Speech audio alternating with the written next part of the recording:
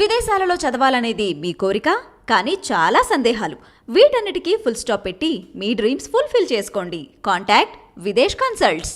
నమస్తే, welcome to I dream. నా పేరు ప్రసాద్. తెలుగుదేశం పార్టీకి సంబంధించిన కీలక నేతగా చెప్పుకుంటున్న నారా లోకేష్ రాజకీయ వైఖరి, వ్యవహార శైలి ఇప్పుడు మరోసారి రాజకీయంగా చర్చనీయాంశం అవుతున్నాయి. ఆయన వైఖరి వల్లే ఆ పార్టీకి సంబంధించిన సీనియర్ నేతలంతా కూడా ఒక్కొక్కరుగా బయటకు వస్తున్న పరిస్థితి. కేసినేని నాని కావచ్చు, ఎంపీగా ఉన్నారు ఆయన. అలాగే రాయపాటి రంగారావు కావచ్చు, ఇలాంటి వారందరూ కూడా బయటకు వచ్చిన తర్వాత లోకేషే లక్ష్యంగా వారంతా కూడా విమర్శలు, ఆరోపణలు చేస్తున్న పరిస్థితి. అందులో చాలా వరకు నిజాలు ఉన్నాయన్నది కూడా అర్థమైపోతుంది. అవినీతి క్యార్ ఆఫ్ అడ్రస్ గా లోకేష్ మారిపోయారు. మొత్తం అతను ఒక ప్రత్యేకమైన శక్తిగా తెలుగుదేశంలో ఉండడం వల్లే తెలుగుదేశం రానున్న రోజుల్లో భూస్థాపితం కానుందన్న విషయాలు కూడా ఆయన చాలా మంది వ్యక్తం చేస్తున్న పరిస్థితి.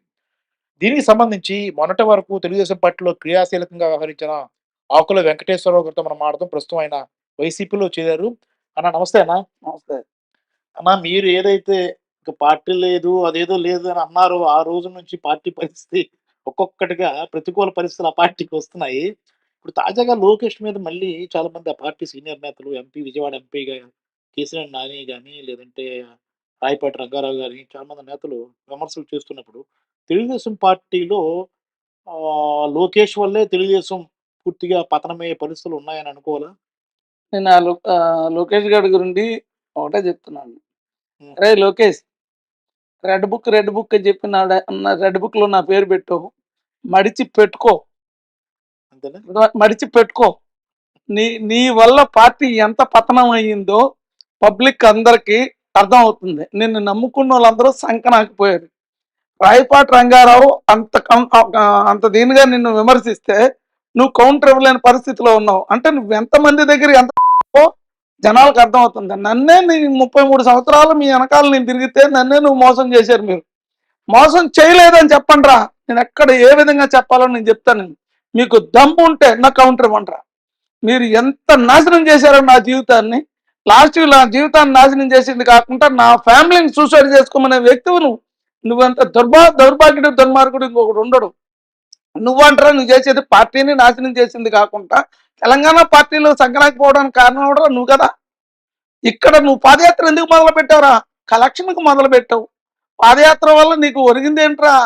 ఉన్నదంతా పోయింది, ఉన్న కేడర్ అంతా పోయింది. నువ్వు చేసిన పని వల్ల, రే లోకేష్, నువ్వు చేసిన పని వల్ల పార్టీ పతనావస్థకి వెళ్ళిపోయింది. నీకు దమ్ము ఉంటే రాయపాటి రంగారావు కౌంటర్ ఇవ్వరా. కేసీఆర్ నాని ఎందుకు వెళ్ళిపోయాడురా? అటువంటి మహా ఉన్నతమైన వ్యక్తిని ఒక చెంచగాల మాటలు విని, నీకు సప్లైర్లు చేసే మాటలు విని ఆయన్ని పక్కన పెట్టావు. ఆయన ఎంత బాధతో బయటకు వెళ్ళాడరా? ఆయన ఒక్క ఎమ్మెల్యే సీటుకి వెళితే ఒక ఎంపీ ఇన్ని కాన్స్టిట్యున్సీలో ఆయన ఉన్న కేడర్ నిలబెట్టుకుని ఆయన గెలిస్తే అటువంటి వ్యక్తిని నువ్వు చేసే పనిదిరా. నీకు దమ్ముంటే విజయవాడలో గెలవరా.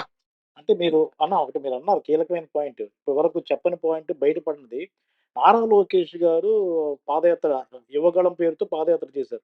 ఇది ఓన్లీ కలెక్షన్ కోసమే చేశారని మీరు అంటున్నారా? అంటే 100% కలెక్షన్ కోసం కాకపోతే వాడి వల్ల ఎంత చేస్తుంటారు కలెక్షన్? ఇంచుమించు 500 కోట్లు కలెక్షన్ చేస్తుంటాడు. ఓకే. ఎందుకు అంటే వీడు వేవ్ ఏదో వస్తుందని చెప్పేసి కొత్త వాళ్ళందరినీ ముంచడానికి ఎన్ఆర్ఐల్ని ఎంబడ పెట్టుకొని వీడికి డబ్బులు ఉన్నోళ్ళే కావాలి తప్పితే డబ్బులు లేని ఎవరిని నువ్వు బాగుపెట్టింది. అస్సలు నువ్వు గెలిస్తే కదరా, నువ్వు మంగళగిరిలో పోటీ చేసావు, ఓడిపోయావు. మంత్రిగా పనిచేసి ఓడిపోయావంటే నీ దమ్ము, నీ సత్తా ఎంత ఉందో అర్థమైపోయింది. నువ్వెంత లోపరగాడువో, నువ్వెంత కేడర్ని ఏ విధంగా వాడుకొని వదిలేసావో. లేకపోతే నీకు ఎంత ధైర్యంరా నా ఫ్యామిలీని సూసైడ్ చేసుకోమని చెప్తావా? ఎవరికైనా ఇదే నువ్వు చెప్పే మాట? అయిపెచ్చు నన్ను రెడ్ బుక్ లో ఫస్ట్ లిస్ట్ లో ఉన్నానని చెప్తావా? నీ రెడ్ బుక్ ని మడిచి పెట్టుకో. ఇక మీదట నీకు పతనం స్టార్ట్ అయిపోయింది. ఆల్రెడీ తెలంగాణలో నువ్వు ఇంటికి వెళ్ళిపోయినావు, ఇప్పుడు ఆంధ్రాకి వచ్చినావు. ఆంధ్రాలో నీకు పవన్ కళ్యాణ్ అనకాల. ఇప్పుడు నీకు దమ్ము ధైర్యం ఉంటే నువ్వు ఇన్ని సీట్లు వస్తాయి, అన్ని సీట్లు వస్తాయి, నాకు బలం ఉంది అంటున్నావు. పవన్ కళ్యాణ్ సంఖ్య ఎందుకు నాకుతున్నారా? పవన్ కళ్యాణ్ సంఖ్య నాకవలసిన అవసరం ఏమొచ్చింది? నీకు అంత ధైర్యం, అంత ఇది ఉంటుంది. 170 సీట్లు గెలిచేస్తానంటున్నావు, అన్ని మేము కొట్టేస్తానంటున్నావు. నీకు పవన్ కళ్యాణ్ సంఖ్య నాకవలసిన అవసరం ఏంది? ఆ పవన్ కళ్యాణ్ మా కాపాడు పరువు సెడబుట్టాడు. వాడేమో ఒకప్పుడు నేను ఊగిపోయి తిట్టినాడు, నిన్ను నీ బాబుని. మరి ఈ రోజు నీ సంఖ్య నాకుతున్నాడు ఎందుకురా? అదే జూనియర్ ఎన్టీఆర్ని మొన్న ఎందుకురా అవమానించారు? బాలకృష్ణ మీరు డైరెక్ట్ గా అనలేక బాలకృష్ణతో అనిపిస్తున్నారు. బాలకృష్ణతో మన ఎన్టీఆర్ గారి దగ్గర చేయవలసిన పనేరా అది? జూనియర్ గాని తిరగబడితే మీ పతనం ఇక్కడి నుంచే స్టార్ట్ అయింది. జూనియర్ ని మీరు ఎందుకంటే పెద్ద ఎన్టీఆర్ ని ఎలాగ ఎన్నుపోటు పొడిచారో, ఏ విధంగా చేశారో టోటల్ నేను దగ్గరుండి చూసినోడిని. వైస్రాయల్ ఏం జరిగిందో అవన్నీ నేను కళ్ళతో నేను దగ్గరుండి చూసినోడిని, డాల్ఫిన్ దగ్గర నుంచి. మీరెవరా నీతులు చెప్పేది? మీరు చేసిన పని వల్ల ఎన్టీఆర్ ఆత్మ క్షోభిస్తుంది. ఎందుకో తెలుసా? మీరు కాంగ్రెస్ కి సపోర్ట్ చేయడం అంటారా? మీరు కాంగ్రెస్ కి సపోర్ట్ చేసి పార్టీని సంకనాకిచ్చారు ప్రతి ఒక్కడు కూడా. ఎందుకంటే ఎన్టీఆర్ కాంగ్రెస్ కి యాంటీగా పెట్టిన పార్టీ. ఆయన వెన్నుపోటు పొడిచి మీరు పార్టీని లాక్కున్నారు. మరి ఈ రోజు జూనియర్ ఏం తప్పు చేశాడు రా? జూనియర్ ను పక్కన పెట్టారు అంటే చంద్రబాబు నాయుడు నా కొడుకు సంకనాకిపోతాడు, జూనియర్ వస్తే పార్టీ లాక్కుంటాడని భయంతో జూనియర్ ను పక్కన పెట్టారు. జూనియర్ ని ఇదే విధంగా మీరు అవమానిస్తే మీకు పుట్టగతులు కూడా ఉండవు. ఎందుకో చెప్పమంటారా? జూనియర్ అనే వ్యక్తి శక్తి లాంటోడు ఎన్టీఆర్ తర్వాత. అటువంటి వ్యక్తిని మీరు పక్కన పెట్టారు. అది మీ పతనానికి దారి తీసింది. అర్థమైందా? అన్న ఇంకోటన్నా, ఇప్పుడు రాయపాటి రంగారావు గారి ఎపిసోడ్ ఏంటన్నా, ఆయన ఒక్కసారిగా చంద్రబాబు పటాన్ని నేలకేసి కొట్టాడు. అతను కొట్టి నారా లోకేష్ మీద తీవ్రమైన ఆరోపణలు చేశారు. అంటే ఇది కొన్ని కాంట్రాక్ట్ల విషయంలో కీలకమైన ఆరోపణలు చేశారు. వాళ్ళందరూ కూడా బినామీల పేరుతో చాలా మందికి సబ్ కాంట్రాక్ట్లు ఇవ్వాలని చెప్పారు, కమిషన్ తీసుకున్నారు అని ఆరోపించారు. ఇందులో కూడా లోకేష్ పాత్ర ఉందని అనుకుంటున్నారు. అది లోకేష్ గారు ఎంత మూర్ఖుడో, ఎంత దుర్మార్గుడో నేను స్వయంగా చూసిన వ్యక్తిని చిన్నప్పటి నుంచి. ఓకే, వాడికి నేను ఇచ్చేస్తున్నాను. వాడికి దమ్ము ఉంటే నేను తప్పు మాట్లాడుతున్నానని చెప్పండి. నేను ఎంత పతనం అయిపోయాను వీళ్ళ నమ్ముకొని. నాలాంటి వాళ్ళు ఎంతమందిని వీడు బలిపశం చేస్తున్నాడో. అప్పుడు కిరణ్ కుమార్ రెడ్డి టైంలో తెచ్చుకున్న ప్రాజెక్టు పోలవరం. ఓకే, ఆ టైంలో ఆయన తెచ్చుకుంటే వీడు వచ్చిన తర్వాత సబ్ కాంట్రాక్టర్లందరికీ ఈ డబ్బులు తెంగి వాళ్ళకి ఇప్పించి ఆయన నాశనం చేసాడు. 150 కోట్లు ఈ విధంగా ఇచ్చేసాడని చెప్తే వీడి కౌంటర్ ఇచ్చే దమ్ము కూడా వీడికి లేదు. ఈడొక లీడర్. అంటే కౌంటర్ ఇవ్వడం లేదు అంటే ఖచ్చితంగా తప్పు చేశాడు కాబట్టి అంతే అంటారు కదా. 100% దానికి ఉదాహరణ నేనే. ఇన్ని సంవత్సరాలు పనిచేస్తే నాకు 12 కోట్ల ఆస్తిని ఎదుకోటి దగ్గర డబ్బు అన్యాయం చేశారు. దానికి ఉదాహరణ కాదని అనమనండి. కేఎల్ నారాయణ దగ్గర 100 కోట్లు అనమనండి. మీరే బలిపశు ఒక రకంగా. నేనే దానికి ఉదాహరణకు బలిపశువు నేనే. 33 సంవత్సరాలు వీళ్ళకి సర్వీస్ చేస్తే సూసైడ్ చేసుకోమని చెప్పడం, వీళ్ళు నాకు అన్యాయం చేయడం. పోనీ వీళ్ళు నాకు ఏమీ చేయొద్దు, నాకు రావాల్సింది. మావిడిని ఎందుకు ఇబ్బంది పెడుతున్నావు అని చెప్పగలరా? ఎందుకంటే కేఎల్ నారాయణ 100 కోట్లు ఇచ్చాడు కాబట్టి వాడే వీడు కావాలి, వాళ్ళ కాస్టే కావాలి. కాపోడిని ఎలా వెనకదొక్కుతాడో ఉదాహరణకి నేనే. కాపు అనే వ్యక్తిని వీడు ఎదగనివాడు. ఎందుకు పవన్ కళ్యాణ్ ఆయన దగ్గరికి వెళ్ళి ఉన్న పరువు తీసుకుంటున్నాడో నాకు అర్థం కావట్లే. కాపు నాయకులకి ఒకటే చెప్తాను, కాపు సోదరులకి, దయచేసి పవన్ కళ్యాణ్ నువ్వు కూడా, ఎందుకంటే ఈ చంద్రబాబు నాయుడు నమ్ముకుంటే నువ్వు సంకనాకి పోవడం ఖాయం. నువ్వెక్కడ పోటీ చేసినా నిన్ను ఓడించేది చంద్రబాబు నాయుడే కాదనమండి నిన్ను. ఎందుకంటే చంద్రబాబు నాయుడు నువ్వు కానీ గెలిస్తే రేపొద్దున్న రంకు మొగుడు అవుతాను ఉద్దేశంతో, లోకేష్కి మొగుడు అవుతాను ఉద్దేశంతో నిన్ను చంద్రబాబు నాయుడే ఓడిస్తాడు. ఇప్పుడు నీకున్న ఇమేజ్ ను వాడుకోవడానికే చూస్తున్నాడు తప్పితే నీకేది నీ మీద ప్రేమతో కాదు. అన్న ఫైనల్ గా చెప్పండి అన్న, ఈ రెడ్ బుక్ అనేది మొన్నటి వరకు ఇవ్వడంలో ప్రతి సభలోనూ రెడ్ బుక్ చూపించి అందులో పేర్లు ఉన్నాయి, ఒక్కొక్కడి పని తేలుస్తా అధికారంలోకి వచ్చేస్తున్నాం అని చెప్పేసి లోకేష్ ప్రకటించాడు.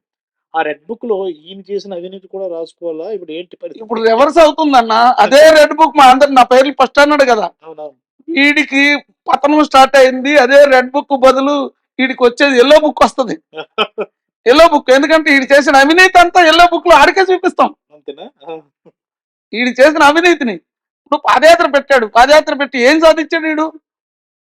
ఎన్టీఆర్ ఫ్యామిలీలో ఒకరిని కోల్పోయాడు, చంద్రబాబు నాయుడు జైలుకి పంపించాడు. పాదయాత్ర వల్ల చంద్రబాబు మరి అంతే కదా మరి.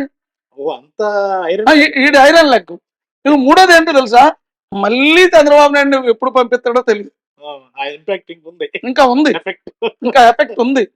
అర్థమైందమ్మా? ఎందుకంటే వీడి పాదం అటువంటిది. వీడి పాదం వీడి గురించి పార్టీని చంద్రబాబు నాయుడు సంకనాకించేస్తున్నాడు. ఉమ్, ఏమండి జూనియర్ని వాడుకునేటప్పుడు లేదా? జూనియర్ వస్తే నా కొడుక్కి ఇబ్బంది అవుతుంది ఎంతమంది లీడర్లతో నువ్వు చెప్పింది తెలీదా? అవును. అంటే నీ కొడుకే తప్పితే ఇంకేం అవసరం లేదు. పార్టీలు నమ్ముకున్న వాళ్ళందరూ సంకనాకపోయినా పర్వాలేదు. నీ కొడుకు పరిస్థితి ఏంటి? సప్లైర్లకి అన్ని ఇస్తాడు. ఉమ్, కేసినేని నాని చేసిన తప్పేంటి? కేసినేని నానిని ఎందుకు నువ్వు వద్దు అనుకున్నావు? నువ్వేం సాధించగలవు నువ్వు విజయవాడలో కేసినేని నాని కాదనుకొని? ఉమ్, ఆ బుద్ధా వెంకన్న గారు నీకు కాపాడతాడు అనుకున్నా? బుద్ధా వెంకన్న గారి చరిత్ర ఎవరికి తెలీదా? అటువంటి వాటిని నువ్వు నమ్ముకొని వాడేదో పెద్ద నీతి కబుర్లు చెప్తున్నాడు కేసినేని నాని మీద. అరే బుద్ధా వెంకన్న, నువ్వు కేసినేని నాని విమర్శించే అంత స్థాయి నీది కాదు. నీకు దమ్ముంటే నాకు కౌంటర్ ఇవ్వరా? నేను లోకేష్కి చంద్రబాబు నాయుడికి ఎక్కడ నేను కౌంటర్ ఇవ్వాలో నాకు తెలుసు. ఎందుకంటే నేను నష్టపోయిన నువ్వు ఎప్పుడు వచ్చావురా? నేను ఆయన సింగిల్ గన్మ్యాన్ నుంచి ఆయన వెనకాల తిరిగినోడిని, ఆయన చరిత్ర తెలిసినోడిని. అర్థమైందా? నువ్వు దయచేసి కేసినేని నాని జోలికి పోతే నేనే నీ తాట తీస్తా. అర్థమైందా? ఓకే ఇక్కడ నోరు అదుపులో పెట్టుకో. ఓకేనా, థ్యాంక్ యూ అన్న. నమస్తే. ఇది వైసీపీలో ప్రస్తుతం అయితే ఫైర్ బ్రాండ్, చాలా మంది ఫైర్ బ్రాండ్స్ ఉన్నాయి, కానీ మనకి ఇప్పుడు ఆకుల వెంకటేశ్వర గారు నూతనంగా ఆయన ఫైర్ బ్రాండ్. ఇప్పుడు ఆయన మొన్నే తెలుగుదేశం పార్టీలో 33 ఏళ్ళు పనిచేసి ప్రస్తుతం వైసీపీలో ఉన్నారు.